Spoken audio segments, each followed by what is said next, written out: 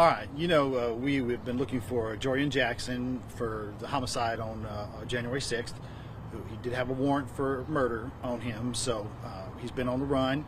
And today, detectives with the Tyler Police Department went out to one of the family members' houses on 31 East to do a follow-up, and then found him there at that house. So he went peacefully. He didn't resist us, and so we were able to take him into custody and bring him to the police department, where our detectives interviewed him.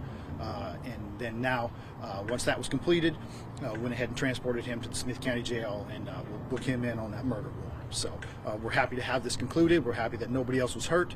We're happy that it was done successfully, and that he is now in custody. And what has happened in the last 2 weeks that has led up to capturing him now?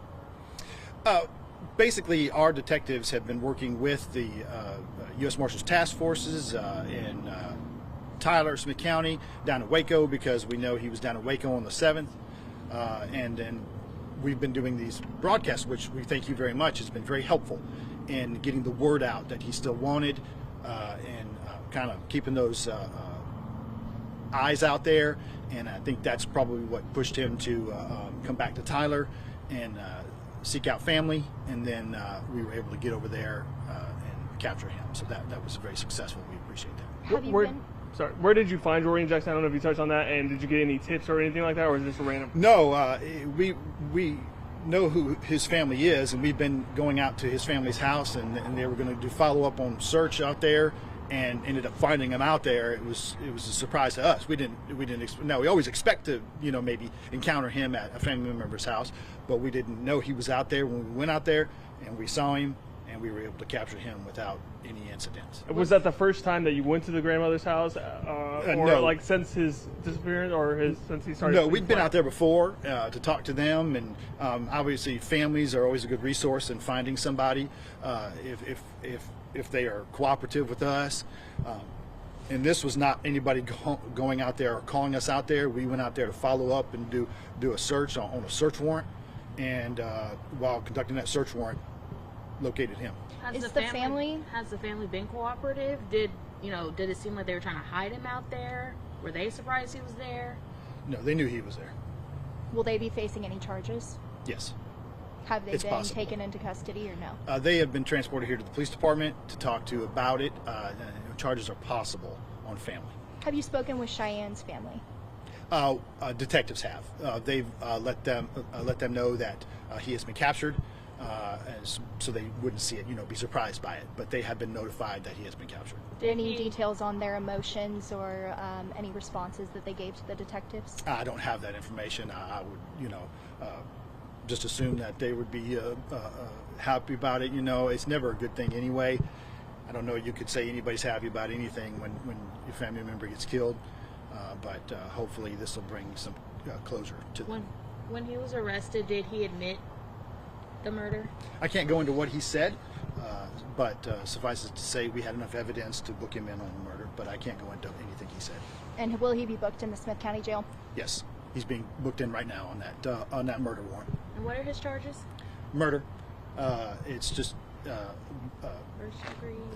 well, it's a first-degree felony, and anything higher than that's capital murder. But this is murder and first for the shooting of his child's mother. And was it Tyler Police who located him and went down there, or was it other entities that kind of helped out? It was Tyler Police Crimes Against Persons detectives. They're the ones who work these cases, and so they were going out there on a search warrant for evidence out there, and going to look for evidence, and they found him. The family members, could they be charged with harboring like a fugitive or something like that? Mm-hmm. What you have is, if you have somebody who knows somebody who's wanted, and they don't tell you they're wanted, don't tell you they're there, and it's called harboring a fugitive. How many people were in the house when he was found? 3, including him. And can you tell us the relationship of those family His members? grandparents were there. Did they have any idea that he was on the run? I mean, or was it just maybe? They knew he was wanted. Yes. And this is, good for the police department. This is something y'all always strive to do, have some closure. In some cases, you know, closure is never found, or you know, you don't find the fugitive. Just what does it mean for the department and the work y'all done?